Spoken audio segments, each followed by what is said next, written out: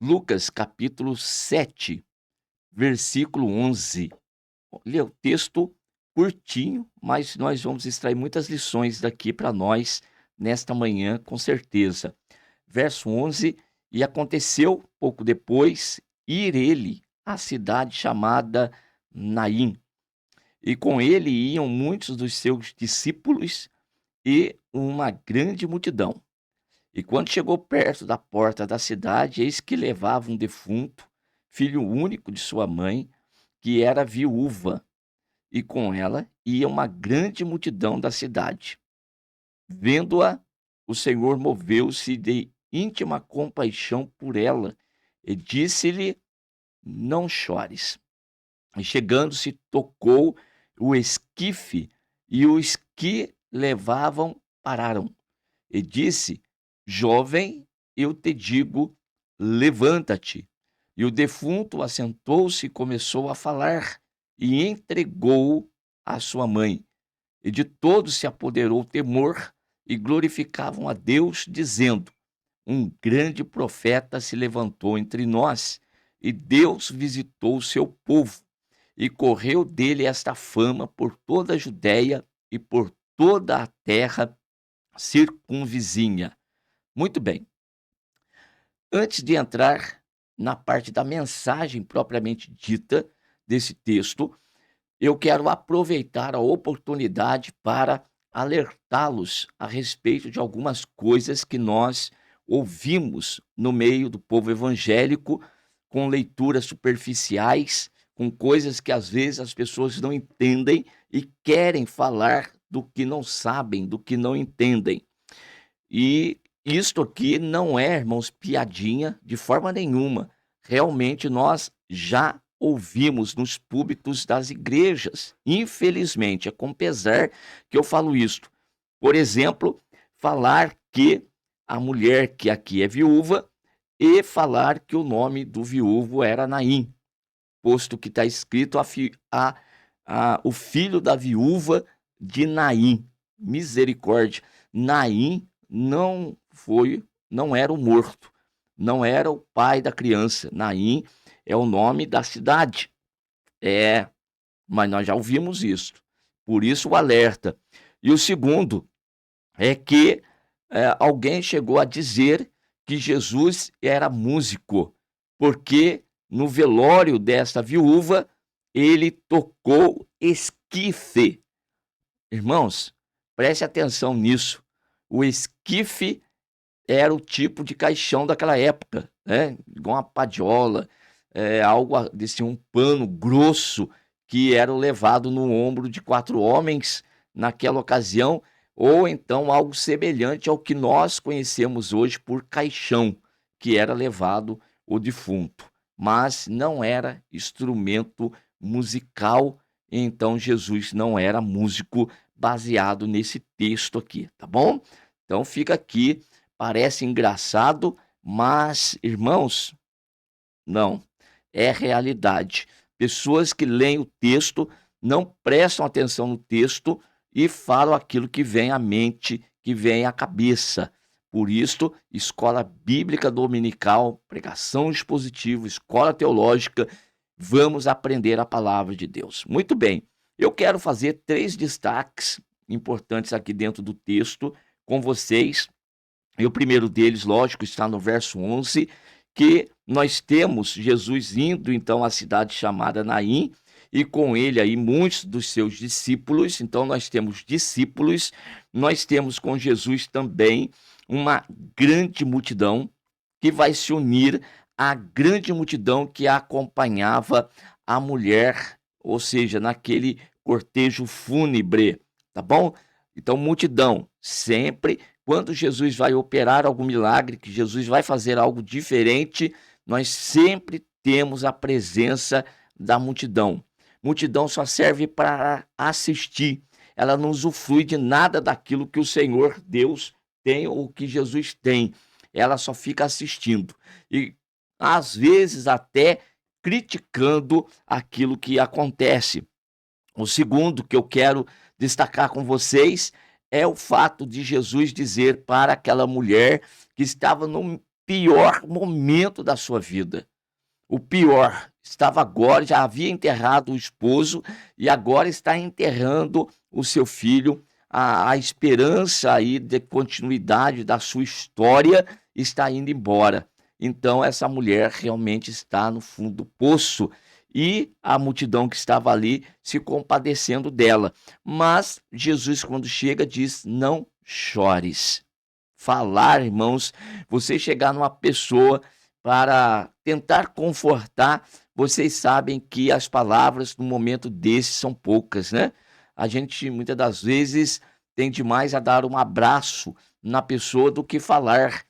A fala da gente não vai atingir o seu objetivo. Mas nós vamos destacar aqui que as palavras de Jesus são diferentes das dos homens, não é verdade? E por fim, nós vamos perceber que o que Jesus opera e no meio daquele povo, o povo vai reconhecer que Deus havia enviado socorro para eles e um profeta havia se levantado entre o povo e o nome do Senhor, nosso Deus, é glorificado. Muito bem, esses 3 pontos então a destacar. Lógico, voltamos para a parte da multidão que sempre estavam rodeados ali por Jesus, né? Jesus estava rodeado por multidão. Também aqueles que vão ser alvos do milagre do Senhor Jesus também tem multidão, tem religioso, tem todo tipo de pessoa. E no meio de tudo isso aí está aquele que é o alvo da vitória, que é o alvo da bênção, que é o alvo do socorro do Senhor Jesus Cristo. E desta vez, Jesus chega nessa cidade, se depara com esse cortejo fúnebre, e então, com aquela multidão que estava com ele, seus discípulos, Jesus, então, ele observando aquilo, filho único de sua mãe que estavam levando, e ainda era viúva, e com ela também uma grande multidão, Jesus então se moveu de íntima compaixão por ela. E Jesus então vai se dirigir a essa mulher. Meus queridos irmãos, no meio dessa multidão também tem os discípulos. Quantas vezes nós já não destacamos estes que com Jesus andam? Ou seja, o discípulo é o aprendiz, é aquele que está andando com o mestre a fim de aprender como que Jesus vai fazer. Olha só, a compaixão de Jesus, a misericórdia de Jesus, Jesus andando. Eu não acredito que Jesus ele esteja andando de forma aleatória, né? Sem propósito. Jesus ele sempre tem uma direção certa. Jesus sempre tem a pessoa certa. E Jesus sempre está à procura de quem? Daquele que está numa situação como essa mulher aqui, vivendo no meio da multidão. A multidão parece ajudar a se compadecer, mas na realidade não é isso, não pode fazer nada, não pode resolver o problema desta mulher, mas Jesus está indo ao seu encontro. E que maravilha, né? Receber a presença do Senhor Jesus. Onde Jesus chega, algo diferente vai acontecer, algo extraordinário sempre vai haver. Porque Jesus, ele nunca deixa a situação da mesma forma. Ele vai mudar, ele vai transformar, ele vai renovar, ele vai curar, vai libertar. E nesse caso aqui, Jesus vai devolver a vida. Jesus devolve a esperança. E quando então aquela multidão que está acompanhando Jesus, assistindo, possivelmente vendo, quer ver como que ele vai agir nessa situação. Os discípulos estão ansiosos por aprender algo diferente, algo novo.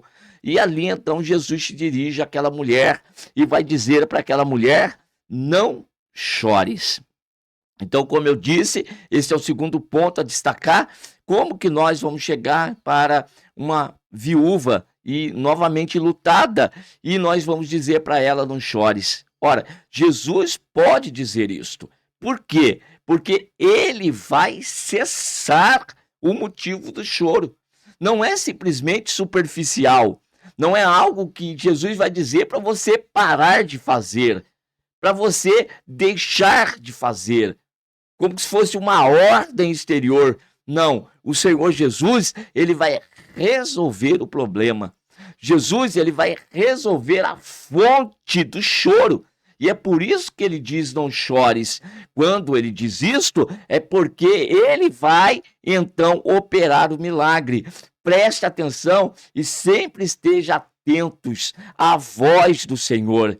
Ele continua a falar. Afinal de contas, o nosso Jesus, ele não está morto. O nosso Jesus está vivo. Ele está sentado à destra de Deus Pai e intercedendo por nós aqui na terra. E ele disse: não vos deixarei órfãos, eu voltarei para vós. De que forma? Por meio do Consolador que ele derramou nos nossos corações. Então agora ele habita dentro de nós pelo Espírito Santo que nos foi dado. O seu Espírito está em nós. E se o Espírito Santo do Senhor está em nós, então ele fala. Todo dia ele estará a falar conosco, a se comunicar conosco, mas vamos tomar cuidado com a multidão, que às vezes querem sufocar esta fala, impedindo-nos de entender, de atender até mesmo a voz do nosso mestre. Ouvimos tantas coisas. Você já imaginou o burburinho que estava no meio daquele povo? Você imaginou o barulho que estava no meio daquela multidão? O choro, os gritos. Agora Jesus se dirige e vai falar com aquela mulher. Então nós devemos sempre estar atentos para ouvir a voz de Jesus a falar conosco, porque a hora que ele falar, o problema vai se resolver. Jesus então diz para ela: não chores. E chegando-se, tocou no esquife, e os que levavam pararam. Disse Jesus: jovem, eu te digo, levanta-te. Aqui está aquele que tem o poder para dar vida e vida com abundância. Aqui está aquele que tem poder para mudar a situação, para resolver definitivamente os problemas. Esta palavra é vida. É como Jesus chegou lá na casa de Marta e Maria, estando Lázaro já morto há 4 dias. Mas quando ele se dirige lá ao cemitério e manda tirar a pedra, e Marta vai alertar: mas mestre, já é de 4 dias, já cheira mal. Mas Jesus disse: já não te hei dito, se creres verás a glória de Deus? E quando então arrancaram aquela pedra, Jesus dirige a palavra ao morto, dizendo: Lázaro, sai para fora. Ora, tanto Lázaro quanto este aqui tinha condição física de ouvir as palavras de Jesus? Então eu quero dizer para você que não, lógico. Lázaro tampouco, que já estava em estado de decomposição, sabe lá se tinha ouvido ainda, se tinha orelha para ouvir, né? Mas aqui as palavras do Senhor, elas não vão atingir o nosso ser físico. As palavras de Jesus, elas movem o mundo espiritual, onde as coisas todas são formadas, onde elas são realizadas. Preste atenção, é o campo da fé. Todas as coisas que existem, elas existem de algo que antes não aparecia. Elas vieram do inexistente. Elas vieram do mundo espiritual. Então, meus queridos irmãos, Deus, ele tem poder de fazer as coisas virem à existência. Cria do nada. Quando Deus cria céus e terra, cria todas as coisas físicas, vieram do mundo espiritual. O mundo espiritual é o criador, é a origem de tudo que nós temos aqui. E é nessa dimensão que a palavra do Senhor Jesus está operando. Então aquele moço não podia ouvir Jesus, fisicamente falando, mas as palavras de Jesus, como ele disse, são espírito e vida. E essas palavras entraram naquele moço, naquele corpo, e torna a dar a ele vida. E aquele então vai se levantar. O defunto assentou-se e começou a falar. E Jesus vem e entrega a sua mãe. Isso diante da multidão que o acompanhava e diante da multidão que acompanhava aquele cortejo fúnebre. E todos ficaram então maravilhados, dizendo: um grande profeta se levantou entre nós. Deus visitou o seu povo e a fama de Jesus corre por todos os lados. Meus queridos irmãos, nós já fomos alvos de um grande milagre do Senhor Deus em nossas vidas também. E qual que foi o grande milagre? A salvação da nossa alma, o perdão dos nossos pecados realizado naquela cruz. Quando Jesus ali morreu, ele morreu para nos resgatar das trevas e nos trazer para a sua maravilhosa luz. Sair das trevas é sair do reino dos mortos. Luz é o reino dos vivos, é estar de volta à presença de Deus. E isso Jesus fez como? Também por meio da sua palavra.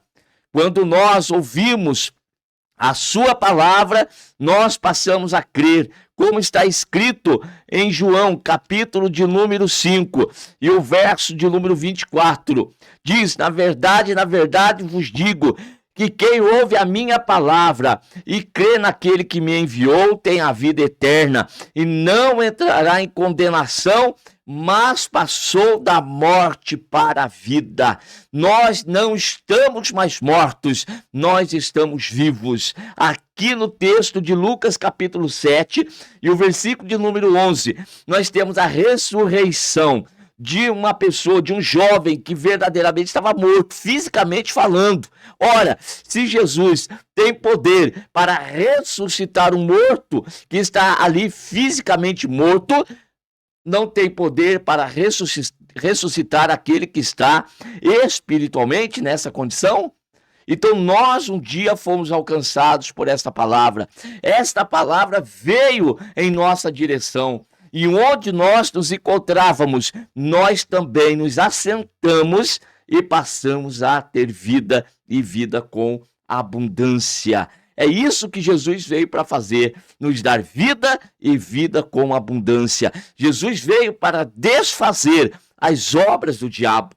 Enquanto o diabo lutou para tirar um casal da presença de Deus e batalha e luta para manter o homem no cativeiro espiritual, nas trevas, Jesus veio para quebrar essas correntes. Jesus veio para quebrar o cativeiro e para libertar os cativos. Hoje eu estou livre, livre pelo poder desta palavra que um dia me alcançou, e Jesus tem poder para te libertar também nesta oportunidade.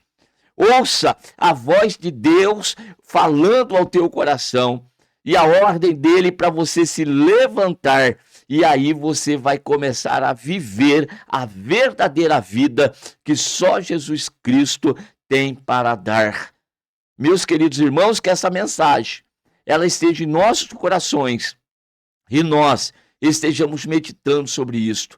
Hoje não estamos mais mortos, estamos vivos na presença de Deus. Então aproveita a oportunidade, viva intensamente a experiência da presença de Deus, esse lugar extraordinário, esse lugar maravilhoso. Nós estávamos sendo destinados à sepultura, mas quando Jesus se deparou conosco, a exemplo desse jovem, a história mudou, a direção mudou, tudo mudou. É uma nova experiência na presença dele. Portanto, vamos servi-lo com alegria, com prazer, com satisfação. E nós agora devemos a nossa vida ao Senhor, não é? A vida que temos é de quem? A vida que temos não é nossa, é dele. Conforme Paulo escreve aos irmãos que estavam na Galácia, Gálatas capítulo de número 2, quero fazer essa leitura com vocês,